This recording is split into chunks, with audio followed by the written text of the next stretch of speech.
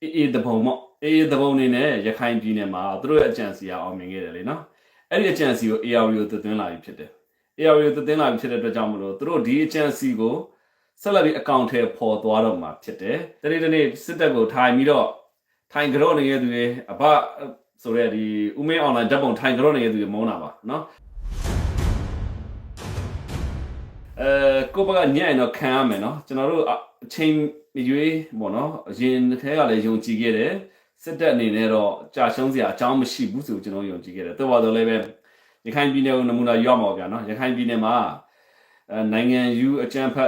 ်အေးတပုံအနေနဲ့ဒီလမ်းစဉ်ကိုလုပ်ပြီးတော့အောင်မြင်ခဲ့တယ်အဲ့တော့ကိုဒီစစ်ကောင်းဆောင်ကလည်းစစ်သားမပီသားတဲ့အခါကျတော့စစ်လည်းမတိုက်တဲ့စစ်ဆိုတာဘာလဲဆိုတာနားမလဲတဲ့အခါကျတော့ရခိုင်ပြည်နယ်မှာတော့ကြာရှုံးမှုတွေကြုံခဲ့တယ်ပေါ့ဗျာနော် AR ချို့ဆိုပြောကြ AR မှာငါနေတာကွာတဲ့ဘာမှမဖြစ်ပါဘူးတဲ့ဒီကွန်မုံဆိုတဲ့လူသားတဲ့သတင်းမားတွေဖြန့်နေတာပါ AR မှာတော့ဘာဖြစ်မတော့နော်စစ်ဖြစ်တဲ့နေရာစစ်ဖြစ်နေတယ်လေမဖြစ်တဲ့နေရာတွေကအေးအေးဆေးဆေးပါမြို့ကြီးတွေတတ်ရပါပဲဒါပေမဲ့လည်းဖြစ်နေတဲ့နေရာကြတော့လေခင်ဗျားတို့အဲ့ဒီဖြစ်နေတဲ့နေရာနဲ့ဥမာဖြစ်တမိုင်2မိုင်လောက်ကစပြီးလက်နက်ကြီးကြားလို့အဲ့လိုတော့မရတဲ့သူတွေအများကြီးရှိတယ်နော်အဲ့တော့ AR မှာဘယ်လိုခေါ်မလဲဆိုလို့ရှိရင်နေရာတိုင်းမှာခင်ဗျားတို့ရှိတာမဟုတ်ဘူးနော်ငပိန်းနေမုန်းတာပါနော်စစ်ပိန်းစစ်ပိတ်တယ်နော်ဟိုဘယ်လိုခေါ်မလဲဆိုတော့ဘာသာဘာမှမသိဘူးတနေ့စစ်တပ်ကိုထိုင်ပြီးတော့ထိုင်ကြော့နေတဲ့သူတွေအဘဆိုတဲ့ဒီဦးမင်းအွန်လိုင်းဓာတ်ပုံထိုင်ကြော့နေတဲ့သူတွေမုန်းတာပါနော်အခု AR မှာပေါ့ဗျာနော်344ဆိုတာတော့တကယ်ကျွန်တော်တို့ဒီဗမာရှိမယ်ဆိုရေကြီးမှာရှိရလို့ကြားသိရတာဗျာငတိုင်းချောင်းလည်းသူပြောလို့မရဘူးသူကရေကြီးမှာပေါ့ရေကြီးမှာရှိတယ်ပေါ့အဲ့ဒီနေရာလည်းကျွန်တော်လည်းနည်းလေးဘယ်လိုခေါ်မလဲဆိုလို့ရှိရင်နည်းနည်းလေးမသေးခွဲတာတော့ရှိတယ်ဗျာနော်ရေကြီးရဲ့အတုပ်ရဲ့ငတိုင်းချောင်းရဲ့ပေါင်းရင်ကြုံဖြိုခရိုင်ဆိုတာဖြစ်တယ်ကျွန်တော်ပိုင်းလေးလာကြည့်ရပါတော့အဲ့တော့344ကရေကြီးမြို့မှာရှိတယ်ရေကြီးမြို့မြောက်ဆန်းရွာမှာရှိတယ်အဲ့ဒီမြောက်ဆန်းရွာမှာရှိတယ်ဒါကတော့တကယ်ဌာနချုပ်ကြီးပေါ့ဗျာနော်အဲ့ဒီဌာနချုပ်ကိုလည်း AA ကလိုချင်တယ်လိုချင်တော့အရာတိုက်ဖို့အတွက်သူတို့တိုက်နေတာတော်တော်တိုက်နေတာပါနော်အခုနောက်ဆုံးအခြေအနေပေါ့လက်ရှိအခြေအနေရစီရေးအခြေအနေကိုပြောရမယ်ဆိုလို့ရှိရင်တော့ဆွမ်းနာကတယောက်ကွန်မန့်ရေးသွားသလိုပေါ့ဗျာနော်ရေခဲပါပေါ့ရေခဲပါလေနာမပြဿနာတော့အဲ့တော့ဒီကြီးမှမရှိသေးဘူးတော့ပါတော့လည်းပဲရေခဲရဆိုပြီးတော့ငြိမ်နေလို့ရှိရင်ခံရမယ်နော်တစ်ဖက်ကသဘုံကဘာကြီးကြံစီနေလဲဆိုတာကျွန်တော်တို့ကဒီကောင်လေးပါဇက်တစ်ချက်ဟာလိုက်လို့ရှိရင်သွားဖနေရမတိုက်ဘူးဆိုတော့ကျွန်တော်ကောင်းသိတယ်အဲ့ဒီအတွက်ကြောင့်မို့လို့တို့ကြံစီနေတာဆိုတော့သိဖို့လိုတယ်အခုချိန်ထိ344ကာကင်းတွေမှာတက်ရင်နေနဲ့ကာကွယ်နေတာနော်အဲ့တော့ကာကွယ်နေတဲ့တက်ရင်တွေမှာတို့အဝေးကနေလမ်းပစ်မယ်ဘယ်လိုခေါ်မလဲဆိုတော့တို့ရှိကြောင်းတော့အမြဲတမ်းပေါ့နော်အလုတ်များအောင်တော့လုပ်ထားတယ်344ကိုဥမာပြစီရေးအဖြစ်ပေါ့များနော်ကြည်စံလာချူတာလည်းဖြစ်နိုင်တယ်ကြည်ချူတယ်ဆိုတာမျိုးဥမာပြတို့ကလာပြီးတော့အဝေးကနေလမ်းပစ်မယ်စစ်တပ်ကတိုင်းဆိုပြလိုက်စစ်တပ်ကြည်ကုံသွားအောင်လုပ်မယ်ပေါ့ဒီပုံစံမျိုးနဲ့ပဲတို့စီရေးပုံစံဖော်ဆောင်နေတာကိုကျွန်တော်သုံးသပ်လို့ရတယ်အဲ့တော့344ဒီရေခဲပါ344ကာကင်းများပြီလေယနေ့ဒီရက်တွေအတွင်းမှာရေခဲပါနော်အဝေးကနေပြီးတော့လှမ်းပစ်ချောင်းပစ်ပြီးလို့ရှိရင်ပြန်ပြေးတော့ပဲအဆင့်ရှိပါတယ်ကြည့်ပြီးတော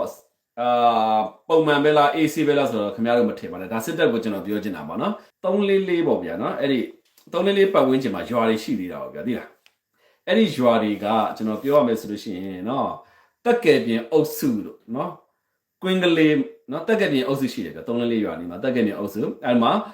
ကွင်းကလေးတို့ညောင်ဝိုင်းတို့နော်ထုံကြီးဘိုတို့နော်တရက်ပင်ကြီးစုတို့နော်ဂွေးပင်တောင်းတို့အဲ့ဒီရွာတွေမှာAA ကခြေကုပ်ယူနေပြီဆိုတာကအဲ့ဒီဘက်ချမ်းနေနဲ့နောက်ထပ်ပေါ့နော်ကျွန်တော်တို့ပြောလို့ရသေးတာကတော့နောက်ထပ်ပြောလို့ရသေးတာကတော့ဘယ်လိုခေါ်မလဲဆိုတော့တဲနုကုန်းတို့ဥယျင်ကုန်းတို့အဲ့ဘက်ချမ်းနေမှာတဖြည်းဖြည်းနဲ့ AA ကဘာလုပ်လာလဲဆိုလို့ရှိရင်ရွာတွေကိုစီးယုံလာတယ်ရွာတွေကိုဘယ်လိုစီးယုံလဲဆိုတော့ရွာတွေကိုသူတို့နဲ့ပူပေါင်းသူတို့ရခိုင်ပြည်နယ်မှာလုပ်တယ်လို့ပေါ့ဗျာနော်ရခိုင်ပြည်နယ်မှာစခန်းတွေမတိုက်ခင်မှာရွာတွေကိုအရင်ဆုံးတပုံရွာတွေဖြစ်အောင်လုပ်တယ်လို့ဦးမင်းအွန်လိုင်းကိုခဏပြောနေတယ်တစ်ချက်နားမဝင်တဲ့ပုံကိုမျိုးတွေနော်အဲ့တော့ရခိုင်ပြည်မှာတော့ခံလိုက်ရပြီ AR မှာဒါမျိုးဆက်ခံရဖို့ရှိတယ်ရခိုင်ပြည်မှာလည်းဒီလိုပဲစာလုံးရေးစကတဲ့ကနော်ဟိုဥမာပြကျွန်တော်တို့ဒီနေကြားဆောင်စခန်းတွေပေါ့ဗျာနော်အဲ့ဒါကနိုင်ငံတကာစစ်အတွက်စကခ15တို့အဲ့ဒီဘက်ချမ်းမှာရှိနေတဲ့တကယ်စခန်းကြီးတွေကနိုင်ငံတကာစစ်အတွက်ကိုသူတို့တေချာစီစဉ်တာဘာကြောင့်လဲဆိုတော့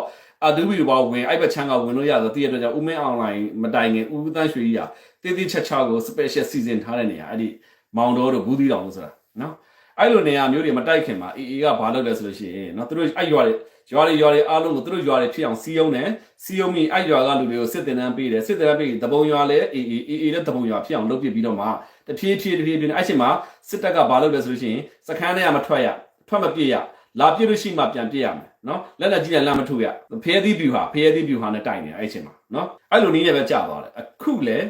AR မှာဒီနည်းကို AA ကပြန်သုံးနေပြီအဲ့တော့အခုရွာတွေကိုစီးအောင်နေတယ်တချို့ရွာတွေကတော့ဘယ်လိုကောမစစ်တပ်ကိုစောင့်တော့ဗောဗျာစစ်တပ်ကိုမျှော်သေးတာဗောဘလို့မှမျှော်တယ်စစ်တပ်ကပေါ်မလာဘူးသုံးလေးကိုဘယ်လိုကောမဆို plan ကြီးမတော့တိဆောက်ထားပြီဆိုတော့ခင်ဗျားတို့သိဖို့လိုတယ်ဒါစီရေးသတင်းတစ်ခုပေါ့နော်ဒါသုံးလေးကိုကြံစီတဲ့ကိစ္စလည်းကျွန်တော်ပြောပြီးပြီ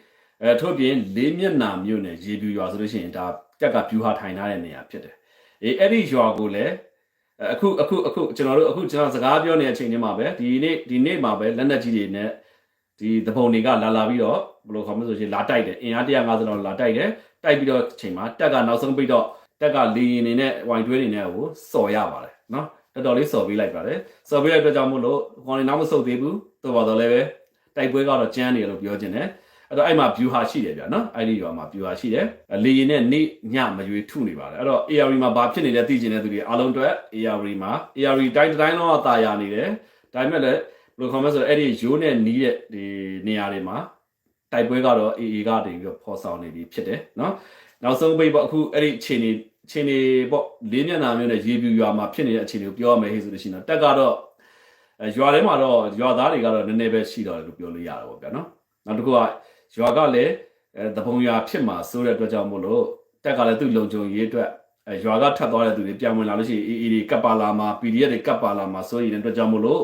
့နည်းနည်းလေးစိတ်ရေးအရာတင်းကျပ်ထားတဲ့ပုံစံမျိုးတွေရှိတယ်ပေါ့ဗျာနော်နောက်ထပ်ဘာတွေပြောရမလဲဆိုလို့ရှိရင်အမှဘယ်လိုခေါ်မလဲဆိုလို့ရှိရင်ရွာထဲမှာလည်းဘယ်လိုခေါ်မလဲလိုအပ်တဲ့အတွက်ကြောင့်မို့လို့စစ်ဆေးပေးမြန်းမှုတွေရှိရပေါ့နော်အဲ့တော့လေးမျက်နှာမျိုးအထူးသတိထားလာတော့အကြောင်းလေးမျက်နှာဒီပန်းတော်ကြီးတော့ပေါ့ဆိုတာဒီလေးမျက်နှာရဲ့ဝင်ပေါက်ပေါ့ဗျာနော်ဝင်ပေါက်ဖြစ်တဲ့အတွက်ကြောင့်မို့လို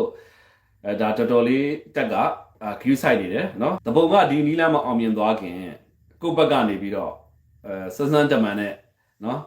လှုပ်ဖို့လိုပြီလို့တော့ကျွန်တော်ပြောချင်တယ်ဗျာနော်အဲ့တော့တပုံကတော့တပုံချင်းတပုံကြံနေတယ်စီးရင်းနယ်ပယ်တွေတဖြည်းဖြည်းနဲ့ချဲ့လာတယ်နော်အဲ့လေးသိသိချင်တယ် AR တိုင်းမှာဆက်လက်ပြီးသတိထားမှာတခုရှိတယ်အဲ့ဒါကဘာလဲဆိုလို့ရှိရင် AA ကတပုံမွေးတရှူမွေးအရန်တော်တယ်နော်ခင်ဗျားတို့သတိထားဖို့လိုတယ်တရှူမွေးတာအရန်တော်တယ်အခုလက်ရှိအခြေအနေဖြစ်နေတဲ့ပုံစံလို့ရှိရင်အန်ဩစရာကောင်းတဲ့အချက်လက်တွေကဘာလဲဆိုလို့ရှိရင်တက်က drone guard ပေါ့နော်drone guard ဆို jammer တွေပေါ့ jammer တွေကိုဘယ်ချိန်ဖွင့်လဲမဖွင့်လဲဆိုတာကအစသိနေတဲ့ပုံစံမျိုးထိယူဆလို့ရတယ်။ဘာကြောင့်လဲဆိုလို့ရှိရင်ဂျမ်မာဖွင့်တဲ့အချိန်ဆိုလို့ရှိရင် draw ဘုံနဲ့လာမယ်။ဒီနေ့ဂျမ်မာပိတ်တယ်ဟဲ့ဆိုရင်ဘယ်ကဘယ်လိုသတင်းရမလို့ခါလဲဘယ်လိုခေါ်မလဲဆိုလို့ရှိရင်လာပြီးတော့ကျေသွား။အဲ့တော့ဒီနေရာမှာကျွန်တော်တို့ဘယ်သူကြောင့်သတင်းကဒါမှမဟုတ်တက်ကဂျမ်မာဖွင့်တယ်ပိတ်တယ်ဆိုတာဘယ်သူကြောင့်သတင်းပေါက်လဲဆိုတော့ကျွန်တော်ဒါစဉ်းစားရမယ်နော်။ရွာသားတွေကြောင့်ပဲလား။ဒါမှမဟုတ်ဂျမ်မာဖွင့်တယ်ပိတ်တယ်ဆိုတာခင်ဗျားတို့ဒီအရာရှိအထက်တယောက်ကမပြောဘဲနဲ့ဘယ်သူမှမသိဘူးဆိုတော့ဒါကျွန်တော်သုံးသပ်တယ်ပေါ့ဗျာနော်။ကြောက်ဖြူရှင်နေဘလို့လဲ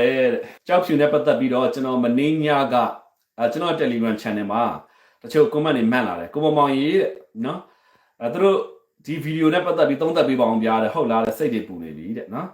်သိရှိလာတာဒီဗီဒီယိုအကြောင်းအရင်ဆုံးပြောမယ်နော်ဒီဗီဒီယိုထဲမှာစစ်တီမရှိဘူးဆိုလို့ရှိရင်တော့အယောက်20ကျော်တော့ရှိပါတယ်နော်အဲ့ဒီဗီဒီယို file ဟာဘယ်ကဗီဒီယို file လဲတော့ကျွန်တော်တို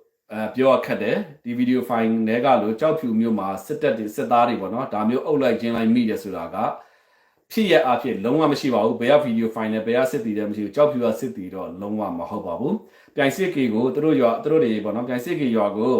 AAကတိမ့်လိုက်ပြီလို့သာပြောတာပါအမှန်တကယ်ကပြိုင်စစ်ကေရွာမှာမိမိရဲ့တပ်တွေကာကင်းကိုအကောင်းဆုံး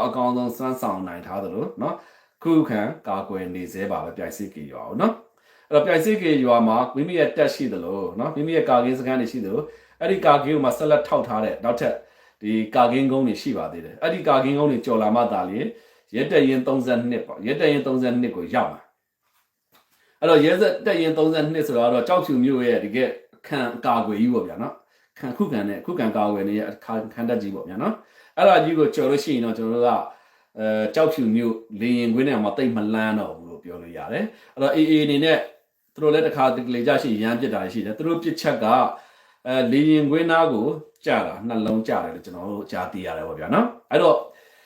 ကြောက်ဖြူမျိုးအခြေအနေရတော့မယ်လို့အောင်တော့မယ်လို့ပြောနေတာရဲ့အားလုံးကတော့ကြောက်ဖြူမျိုးတိုက်ပွဲကျန်းနေတာမှန်တယ်သို့ပေါ်တော့ကြောက်ဖြူမျိုးကိုရတော့မယ်လို့ကြောက်ဖြူမျိုးကသူတို့လက်ထဲမှာပါလို့ဆိုတာကတော့ လုံးဝလွဲနေပါတယ်လက်ရှိအချိန်ထိယနေ့အချိန်ထိပေါ့ကျွန်တော်ပြောနိုင်တာကတော့ကြောက်ဖြူမျိုးသည်တာယာအေးချမ်းပါပဲเนาะကြောက်ဖြူမျိုးထဲမှာကျောင်းနေအေးစေးဖွင့်နိုင်တယ်ဘန်နေဖွင့်နိုင်တယ်เนาะဒီနေရာမှာမြေပြင်အခြေအနေအစစ်မှန်ကိုကျွန်တော်ပြောပါမယ်မြေပြင်အခြေအနေအစစ်မှန်ကတော့ရက်တက်ရင်32ကနည်းနည်းလေးပေါ့เนาะထိတ်တိုက်မဟုတ်တော့မှပဲထိတ်တိုက်နီးပါးရင်ဆိုင်ရတဲ့အခြေအနေဖြစ်တယ်ခက်ခဲရပါလဲဆိုတဲ့ခါကျတော့တက်ရင်ကိုလာပြီးတော့စနိုက်ပါသူတို့စနိုက်ပါတော်တော်ကောင်းတယ်လို့ကြားသိရတယ်เนาะစနိုက်ပါတော်တော်အဝေးကိုရောက်တယ်လို့ပြောဟုတ်အဝေးကနေပြီးတော့စနိုက်ပါနဲ့တက်ကိုထောက်ထားတယ်ထောက်ထားအတွက်ကြောင့်မို့လို့တပ်ဖွဲ့ဝင်တွေပေါ့เนาะတပ်ဖွဲ့ဝင်တွေနဲ့ရဲတိုင်32ကသွားရေးလာရေးလှုပ်ရှားရေးတွေမှာအခက်ခဲပေါ့เนาะကျွန်တော်တို့စိန်ခေါ်မှုတွေနဲ့ရင်ဆိုင်နေရတယ်အဲ့ဒါကတော့မြေပြင်အခြေအနေအစစ်မှန်ပဲဖြစ်တယ် AAD စနိုက်ပါအသုံးများပါတယ်စနိုက်ပါနဲ့ထောက်ပါတယ်နော်